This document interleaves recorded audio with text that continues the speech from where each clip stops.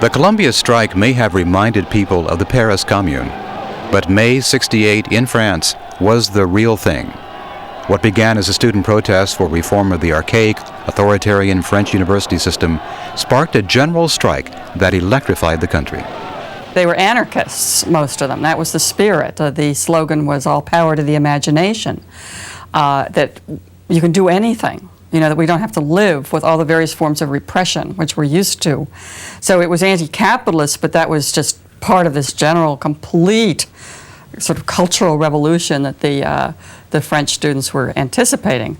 And so it's interesting that although they were the furthest out in any way politically, that was also the one place where workers joined with students and almost toppled the government.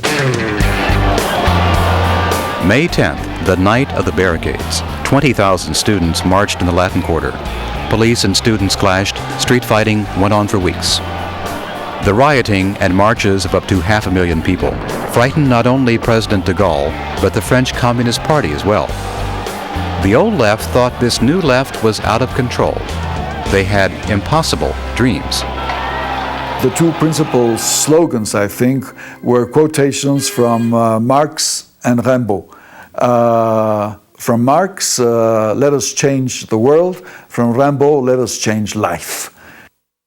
Carlos Fuentes, the Mexican novelist, was an active participant in May '68, along with many international students caught up in the excitement. What there was is a sense of extraordinary brotherhood and sisterhood. There was this capacity to embrace people in the streets. There were couples kissing.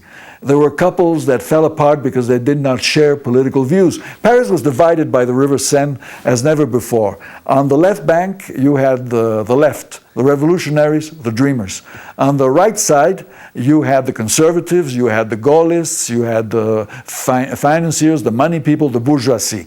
So the city was divided as much as in Les Misérables in Victor Hugo or in any of the great occasions of this city that seems to need a great revolutionary explosion from time to time.